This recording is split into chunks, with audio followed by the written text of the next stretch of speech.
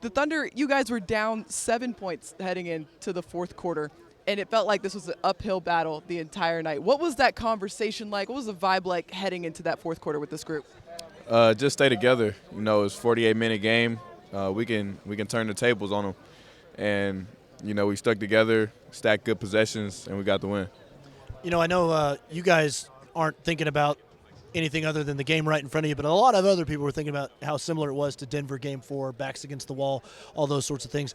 But even though you're maybe thinking about the fourth quarter and how you guys want to execute it, how can you kind of draw on those previous experiences where you did go through it and you did come through in a clutch situation?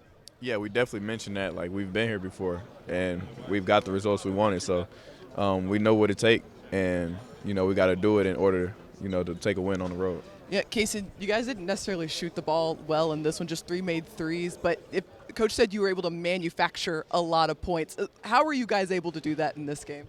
Just being aggressive, trying to touch the paint. Our three ball wasn't falling for us, so we gotta figure out another way to do it.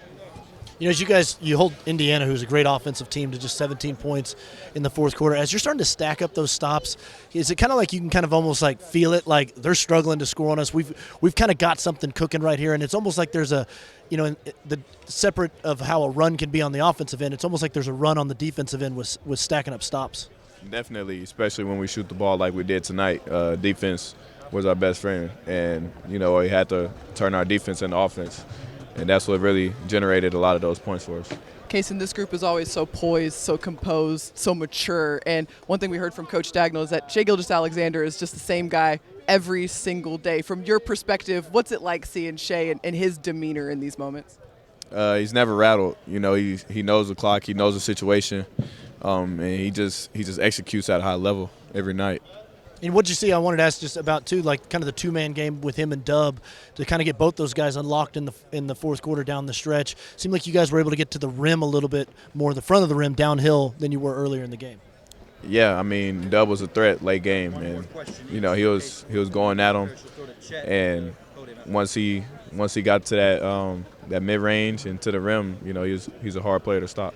Okay, so up to this point, you guys had 2 days in between each game. Did it help to just have 1 day in between Game 3 and Game 4 so you guys were able to get back after it today? Definitely to get that bad taste out of our mouth, but now that we got the win and we get to clear our minds and get back healthy. Last thing for you here, Cason. Now you guys going home. Again, you've been in this situation 2-2 in a big-time Game 5, and that feels like it can often swing the series. What are you guys thinking now as you've got 2 days off to kind of get ready for this huge Game 5, which will obviously be an insane environment in Oklahoma City? We just got to get better. We didn't play to our standard the whole game, and we know that's what it's going to take to get the win. Cason, great game. Thank you so much for joining us, and congrats on the win. Thank you.